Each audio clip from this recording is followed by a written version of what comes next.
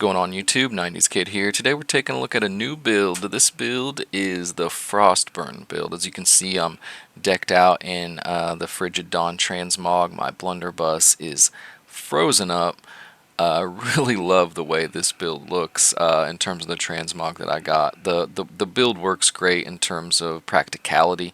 You're doing high damage. There's not a lot of utility to this build. This is kind of a selfish build, but that's, you're a DPS. You're not a rend bot. You're not there to knock enemies down and rend them. I think it's a great thing to do and to focus on if you do what I do, which is primarily pugs. If you just queue up in dungeons and you're just crossing your fingers that you get a good team, it's probably best that you try to give your team the best chance that you can. But focusing on damage is fun to do as well. And this kind of gives you, this is just a new way to play the blunderbuss. As I've said earlier in many videos, it's a versatile weapon. Running strength and intelligence, it kind of gives you the option of being like, close quarter combat and ranged. And this is an ice mage blunderbuss build. In terms of damage, I would put it just a little lower than the fire mage build. Fire damage right now is just so good. You can apply so many dots without having to change and reapply all the time. Something like the Inferno is going to give you just a constant 15% extra damage, where our focus on this weapon is the deep freeze, which is that extra 15% damage comes from chilled, frozen, or rooted enemies. So we have to use a skill in order to get the extra damage, but those skills do apply more damage. But it's not like the Inferno in that you're applying a high damage tick while also getting 15% damage at all times with your blunderbuss. So it's like, I want to reiterate, it's not as good as that build, but it's still really good. And not only that, it's like you're kind of going against the meta, and I think that's really cool. I think a lot of people want to focus on just being the very best. And what I love about these games is taking a build or a weapon that's not considered the most viable of weapons and just spending a little time on with it and getting to know it and to get good with it and then to get really good gear with it and then just make it viable based on your ability to play with it, essentially. So that's kind of what this build is. But this build is a minimalist build. I don't at all have the best in slot gear for this, and you'll see that. Vines all the time. You want to weaken, you want to rend. When it comes to amulet and earring, I'm not going to tell you what to use. With the ring, though, you want to have that ice damage. It doesn't have to be perfect. This is certainly not perfect. I have no poisons. So this is not a perfect ring. You just want that additional damage. My blunderbuss specifically is Keen, Enchanted, Keenly Empowered. You can find a blunderbuss very similar to this in the auction house for very cheap. It doesn't have to be 700. It doesn't even have to be 780.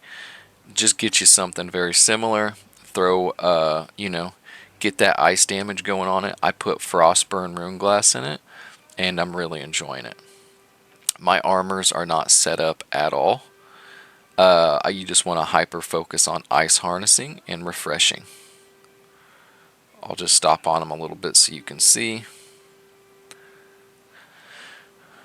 My attuned leather pants have fire harnessing and have a sighted rune glass in. So this, even with what not great armors I have, it could be 4% additional damage. I just don't have it on this. I just hate constantly changing. So as you can see, it could be so much better. And not only that, but there's a lot of perks that enhance your ice gauntlet abilities. Like, I think ice gauntlet armor perks are some of the best armor perks. Like, they enhance those abilities so much that it's like, I guarantee you're going to be doing some pretty solid damage if you just hyper focus on this build just a little bit more than I did. Now these gears, I didn't, like when I'm running, if you're a new player and you're running mutated dungeons or you're just doing anything, if you come across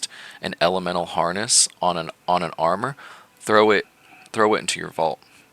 You might use that later down the road, you know?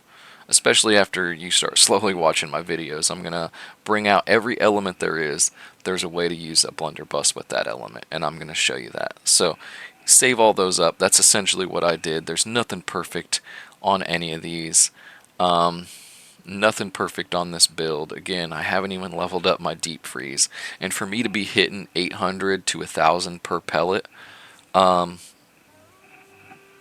this being such a minimal amount of effort into the build, and to get as much damage as you would if you put a lot of effort into like a greatsword build, that goes to show you how good the blunderbuss is specifically. And these videos are just to show you the different ways that you can use the blunderbuss. The offhand is to complement. If you want to be a frost mage, then this is the way to do it. There is a way to do it. And so we'll go into a little bit of the attributes. Like I told you, this isn't a perfect build. I got way more constitution than I prefer. I'd rather stop at 50 if not less.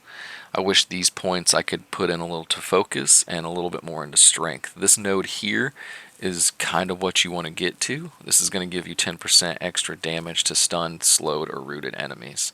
And you're going to stun, or you're not going to stun any enemies, but you're going to slow and root enemies with ice abilities. So this gives you even more damage output, which is great. You've seen me talk about blunderbuss skills. These are what I always pick for PvE. These are absolutely essential in my opinion. I am back on unload because I'm focusing on hyper damage. This being a build that doesn't really have a lot of utility, double down could work just as good. Having, you know, an extra blast shot and an extra rend is going to work just as good for you. But again, I've been using this up to M2s, and it's just been fantastic. I've had no issues, had a lot of compliments with the build. And in terms of Ice Gauntlet skills, your main focus, I think, needs to be Ice Storm and Ice Shower. Right now, I'm trying to get down to Ultimate Chill, which it says Ice Gauntlet abilities chill targets, which I don't think Ice Spikes applies chill. I haven't seen that extra damage come. But it increasing our damage dealt by 25% for 3 seconds. So if you throw an Ice Storm down and then hit enemies with an Ice Spike, you get that extra damage for sure. Ice Showers isn't really a damaging perk. It's more of a crowd control perk, but you can throw it on a boss and get 4 seconds of that additional 15% damage. So with this and this together, you're sitting around 9 to 10 seconds of 15% additional damage. This is an honorable mention, Ice Pylon. One, it can be kind of crowd controlly because you can throw this down and an archer can hyper focus on this thing. You can throw it in front of you and an enemy will focus on it until it dies. They don't have a whole lot of health. But it'll give you 3 to 4 seconds to do damage on something before it even focuses on you. So that's pretty nice. But a pylon creates a 1 meter radius of frosted area around itself, and it lasts 15 seconds. So that's a good way to do that additional 15% damage. A frosted area is chill. So yeah, that's kind of that. Wind chill is very similar to flamethrower, where I think it's kind of counterproductive to doing max damage. I think it's kind of cool too. So if you want to use it, there's nothing wrong with that. Flamethrower is high damage, and so is this. You have to keep in mind holding this down for 5 seconds is the amount of effort you could put in 5 basic shots. And you're certainly not doing 35 to 40,000 damage with this in 5 seconds. And that's what you could do with the blunderbuss. So that's why I say it's counterproductive to use wind chill. Just be able to throw your skills down, switch weapons, and put in the damage. That's your best chance. So yeah, I mean, that's the build, guys. That's it. It's real basic. Again, this isn't something that I've fleshed out in the way that like my pestilence build was. You know, I don't think any of my builds per se have really been fleshed out. But this is, again, if you kind of want to go against the grain and you want to be different than everybody else, Ice Gauntlet's the way to go. You rarely see Ice Gauntlet. You're starting to see more Blunderbuss. So put those together, make something really fun, and go out there and, show the new world how it's done. So I'm going to show a couple clips here at the end of just some damage output that I've been doing.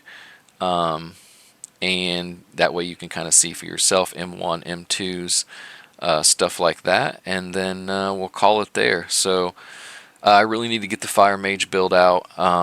It's just so common that, it seems like it goes without saying that it's doable, but I do want to get it out either way. There's an Arcane build with the flails that I really want to do. And then there's the Life Taker build that I want to focus on as well. And I kind of also want to get out, before I start doing my comparison videos, a basically best in slot blunderbuss build that I've been working on, where you're just doing max damage. With what I got now, I'm sitting around 1400 per pellet on my build, and that's crazy, guys. Like, I can't, how much damage that is, I can't even, to use the analogy I used before with the greatsword, 2 basic shots, if you're hitting 1400 per pellet, I mean, you're sitting at, like, that's almost 8,000 per shot.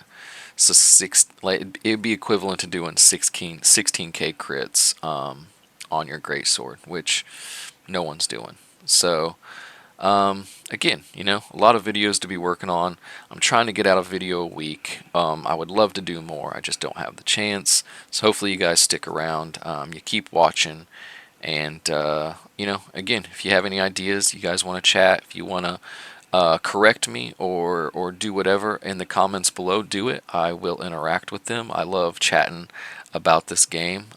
This is and has been a hobby of mine since the late 90s. So I love doing this, and hopefully you stick around for it. Anyway, this is 90 Kid, and I'm out.